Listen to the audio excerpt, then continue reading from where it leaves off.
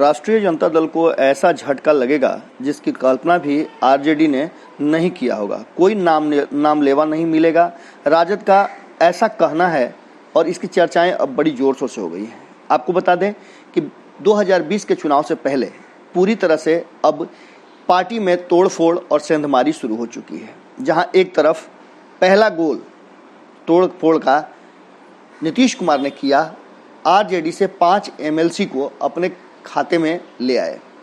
5 MLC जैसे ही RJD छोड़ करके जदयू में आए तो ये बात कहे जाने लगी कि कहीं ना कहीं लालू प्रसाद की अनुपस्थिति में तेजस्वी यादव अब पार्टी को उस तरह से संभालने में अक्षम है या फिर उनकी स्थिति वैसी नहीं है जैसी लालू प्रसाद की थी। लालू प्रसाद के साथ के और उनके अगल बगल के लोग भी तेजस्वी यादव को समझाने में अक्षम महसूस हो रहे हैं।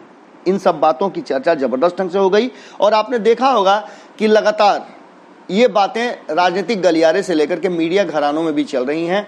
कई मीडिया घराने इस बात को लेकर के खबरें चला रहे हैं कि पूरी तरह से आरजेडी बर्बाद हो जाएगी, खत्म हो जाएगी और इसे संभाल नहीं पाएंगे तेजस्वी यादव। पर इन सब के बावजूद आरजेडी के तरफ लोगों का रुझान कम नहीं हो रहा है। हमने आपको दिखाया कि किस तरह से चर्चा में, खबरों में, हमारी खबरों के कमेंट में या फिर आप जब पब्लिक ओपिनियन लेते हैं तो उसमें आरजेडी का नाम लिया जा रहा है। वहीं आपको बता दें कि महागठबंधन और एनडीए ये दोनों घटक दल हैं, दोनों में आपसी द्वंद्व तो चल ही रही है। इन सब के बीच कहीं ना कहीं जदयू अपनी तैयारी अलग से कर रही है और इस तैयारी में जदयू के जो नीतीश कुमार के इर्द गिर्द यानी उनके पंचरत्न हैं वो बहुत तेजी से लगे हुए हैं। दावे बहुत सारे हो रहे हैं और इन दावों का असर भी देखने को मिल रहा है। ये 5 एमएलसी जो आए इसके पीछे आपको पता है कि क्या कारण थे। नीतीश कुमार ने शुरू में ही, आपको बता दें, जैसे ही ललन सिंह और आरसीपी सिंह दिल्ली से वापस आए कोरोना के बाद, तो सबसे पहला नीतीश कुमार ने बैठक करने के बाद एक ही बात कही थी कि हर हाल में लालू परिवार, आरजेडी और तेजस्वी यादव को टारगेट करना है। तेजस्वी यादव की बातों का जवाब न देते हुए सीधे लालू प्रसाद और उनके किए गए कार्यों को टारगेट करना है और सेंधमारी जबरदस्त ढंग से करनी है।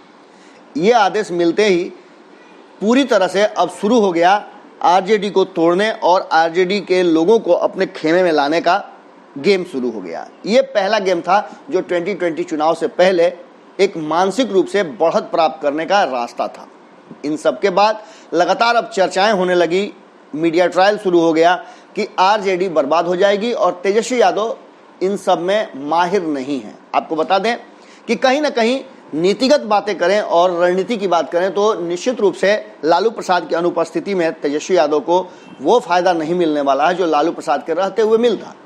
इस मामले में कहीं ना कहीं नीतीश कुमार कई स्टेज आगे हैं तेजस्वी यादव से। तेजस्वी यादव से जब भी जरूरत पड़ती है तो प्रेम से बात करते हैं और कभी कभी झिड़की भी देते हैं। आपने सदन में भी देखा होगा कि किस तरह से जब तेजस्वी यादव ने लालू प्रसाद के स्टाइल में नीतीश कुमार को घेरने का प्रयास किया था तो सीधे नीतीश कुमार ने अपनत्व तो दिखाते हुए कहा था कि ये सब बातें आप मत कहिए, ये सब आपके पिताजी हमको कह सकते हैं, आप चुप रहिए, बैठिए ना। अब आप समझ सकते हैं कि रणनीति और राजनीति किस तरह से होती है। अपने कुर्सी के लिए, अपने सीट के लिए नेता किसी हद तक अपनी रणनीति और राजनीति को बदलते हैं। आपको बता दें कि यही जो वैचारिक अंतर है और इसी तरह की बातों को लेकर के कहीं ना कहीं थोड़ा सा तेजस्वी यादव से नीतीश कुमार आगे हैं। नीतीश कुमार एक मजे हुए राजनीतिज्ञ है और तेजस्वी यादव ने हालांकि आज से 6 साल पहले, 5 साल पहले अपनी राजनीति की ककहरा शुरू किया था। ऐसी स्थिति में निश्चित रूप से बढ़त तो नीतीश कुमार को प्राप्त है, पर जिस तरह की बातें सामने आ रही हैं उसमें तेजस्वी यादव को थोड़ा सा और खुल करके सामने आना होगा। हालांकि जिन जिन मुद्दों पर, जिन जिन मोर्चे पर तेजस्वी यादव को घेरने का प्रयास किया जा रहा है जदयू की तरफ से, उन मोर्चों पर वो अपने आप को मजबूत करते जा रहे हैं। पर जो हिडन एजेंडे हैं जदयू के, वहाँ तेजस्वी यादव शायद नहीं पहुँच पा रहे हैं। जब 5 एमएलसी उनकी पार्टी से बाहर हुए तो उन्हें मनाया जा सकता था, रोका जा सकता था, पर शायद तेजस्वी यादव को देर से बातें पता चली या फिर वो वहाँ तक पहुँच ही नहीं पाए थे। अब स्थिति यह है कि आरजेडी के लोगों को, विधायकों को और नेताओं को तोड़ने का जिम्मेवारी इन सबको मिला हुआ है। आरसीपी सिंह और ललन सिंह की जो शैली थी और जिस तरह से योजनाबद्ध तरीके से उन लोगों ने इन 5 एमएलसी को अपने खाते में लाया, उसके बाद से आरजेडी में पूरी तरह से हड़कंप मचा हुआ है। ये कहा जा रहा है कि कौन जाएगा कौन नहीं जाएगा, पर जो बातें कही जा रही हैं, जिस तरह से मामला सामने आ रहा है, वो थोड़ा सा ज़्यादा लग रहा है, क्योंकि कहा यह जा रहा है कि लालू प्रसाद के बहुत करीबी लोग इस बार जदयू में ज्वाइन करने वाले हैं। इन सब के बीच एक सवाल खड़ा होता है। हम एक बार फिर आपसे ये बात कर रहे हैं कि सीटें तो 243 ही हैं और गठबंधन में जो सीटें मिलेंगी वो नीतीश कुमार को इतनी सीटें मिलेंगी कि वो अपने लोगों को एडजस्ट कर सके। अभी उनके 70 विधायक हैं, तो 70 सीटें तो उनकी ऐसे ही भर गई। अब बाकी के जो सीट उनको मिलेंगे गठबंधन के तहत, उन सीटों पर वो कितने लोगों को एडजस्ट कर पाएंगे। बहुत सारे ऐसे लोग हैं जो पहले से जदयू में इंतजार कर रहे हैं। हमने आपको ये भी बताया था कि इस फोरम पर कहीं ना कहीं आरजेडी आगे है, क्योंकि सीट अधिक आरजेडी के पास रहेंगे और अधिक लोगों को चुनाव लड़ाने की बात आरजेडी कर सकती है। लेकिन इस मोर्चे पर कहीं ना कहीं नीतीश कुमार पिछड़ जाएंगे। बीजेपी उनको इतना मौका नहीं देने वाली है जिससे वो अधिक से अधिक सीटें अपने खाते में रख सकें। ऐसी स्थिति में निश्चित रूप से एनडीए में बड़ी टूट हो जाएगी और नीतीश कुमार को एनडीए छोड़कर के बाहर भी आना पड़ेगा। जिस तेजी से नीतीश कुमार लोगों को लाने का बात कर रहे हैं, अभी भी कहा यह जा रहा है कि 12 से 15 ऐसे विधायक हैं जो तैयार हैं जदयू में जाने के लिए। इसमें अब आंकड़े और टूट फूट से होने वाले नुकसान का भी कोई ध्यान रखने वाला नहीं है, क्योंकि 2-3 महीने में चुनाव होने हैं। ऐसी स्थिति में लोग नीतीश कुमार के पाले में जा सकते हैं। अब देखने वाली बात यह होगी कि इन सब चीज़ों को कैसे तेजस्वी यादव पाटते हैं। तेजस्वी यादव के अगल बगल के लोगों को वो उतने अधिकार हैं या नहीं हैं, ये तो अलग बात है, पर जिस तरह से तोड़ फोड़ जदयू में हो रहा है और नीतीश कुमार ने खुली छूट दे रखी है अपने पंचरत्नों को, उस तरह का कोई बीड़ा या फिर प्लान तेजस्वी यादव ने नहीं तैयार किया है। तेजस्वी यादव के खाते में भी यदा कदा 1-2 लोग अलग अलग दलों से ज्वाइन करने आ रहे हैं। हाल ही में आपने देखा होगा कि किस तरह से चंद्रिका राय की भतीजी उनके यहाँ ज्वाइन की। कल ही की बात है कि करिश्मा के ज्वाइन करने के बाद एक बड़ा गेम चेंजर के रूप में इसे देखा जा रहा था, लेकिन चंद्रिका राय का कहना है कि ये तो कुछ भी नहीं है। जितनी बड़ा झटका आरजेडी को वो देने वाले हैं, वो झटका शायद आरजेडी को आने वाले चुनाव में खड़ा होने तक नहीं दे।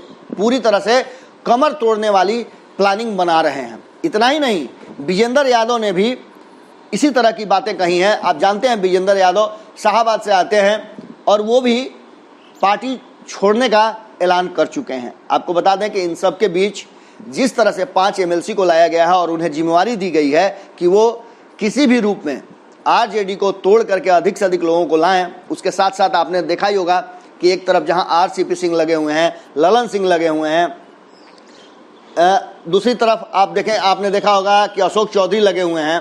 इन सब के लगे होने के बाद लगातार ये बातें कही जा रही हैं कि अब किसी भी परिस्थिति में वो स्थिति नहीं आने वाली है कि आरजेडी खड़ा हो सके। दूसरी तरफ आरजेडी का दावा है, मृत्युंजय तिवारी ने कई बार कहा है, जो प्रवक्ता हैं उन्होंने साफ तौर पे कहा है कि पूरी तरह से आरजेडी तैयार है और हम अंतिम समय में इतना बड़ा गोल मारेंगे कि वो जीत के तरफ हमारा रास्ता तैयार कर देगी। उनका कहना है कि जदयू में आखिर सीटें कहाँ से देंगे नीतीश कुमार, किसे किसे चुनाव लड़ाएंगे। ये सारे लोग जो अगर जा भी रहे हैं तो उन्हें बैरंग ही रहना पड़ेगा। कई लोग गए हैं, कई लोगों ने पार्टी छोड़ी है, उन लोगों की क्या दुर्गति हुई है वो आप बताएं।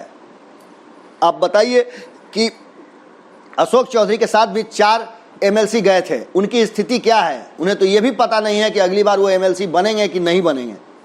ऐसी स्थिति में उल्लू बना करके लोगों को ले जाने का काम जारी है, पर उसका फायदा किसी को नहीं मिलने वाला है। सीधी तौर पे मृत्युंजय तिवारी और गुप्त सूत्रों का कहना है कि जदयू में एक बड़ी भारी टूट, 2 दर्जन से ज़्यादा ऐसे विधायक हैं और नेता हैं जो आरजेडी के संपर्क में हैं और ये सहमत का खेल बड़ा गेम होने वाला है। कहा यह जा रहा है कि तेजस्वी यादव ऐसे नेता हैं जो कहते नहीं हैं, जब कर देते हैं तब लोगों को पता चलता है। अब देखने वाली बात यह होगी कि नीतीश कुमार पर तेजस्वी यादव की रणनीति कैसे कारगर साबित होती है। दोनों ही एक दूसरे को मात देने के, चुनाव से पहले ही मात देने की स्थिति में अपने आप को लाना चाहते हैं, मानसिक तौर पे पहले ही जीत दर्ज करना चाहते हैं। अब इस जीत दर्ज करने वाली स्थिति में पहला गोल तो निश्चित रूप से नीतीश कुमार ने कर दिया है। अब इंतजार है कि तेजस्वी यादव कौन सा गेम करते हैं, कैसी नीति लाते हैं जिससे नीतीश कुमार को वो पटखनी देंगे। चुनाव से पहले चुनाव की रणनीति बहुत कारगर होती है। इसके साथ ही एक बात तो तय है कि क्या जनता ऐसे दल बदलुओं को स्वीकार करेगी, क्या ऐसे लोगों को इस बार वोट देगी, क्योंकि बिहार की जनता का मन मिजाज इस बार कुछ अलग ढंग से बदला हुआ है। चुनाव की प्रक्रिया भी बहुत अलग होगी।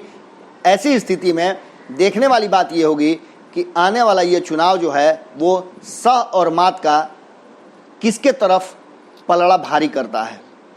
इसके साथ ही कौन कौन लोग किस दल में जाएंगे ये भी आंकड़ा हम जुटा रहे हैं। जैसे ही हमारे पास आंकड़ा आ जाता है हम आपसे फिर जुड़ेंगे।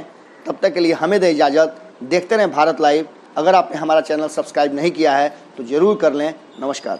बढ़ाएं अपना कदम सक्सेस की ओर शिखर करियर इंस्टीट्यूट के साथ। शिखर करियर इंस्टीट्यूट पूर्वी भारत में एकमात्र कोचिंग संस्थान जो एक्सक्लूसिवली है मेडिकल एंट्रेंस एग्जाम के लिए।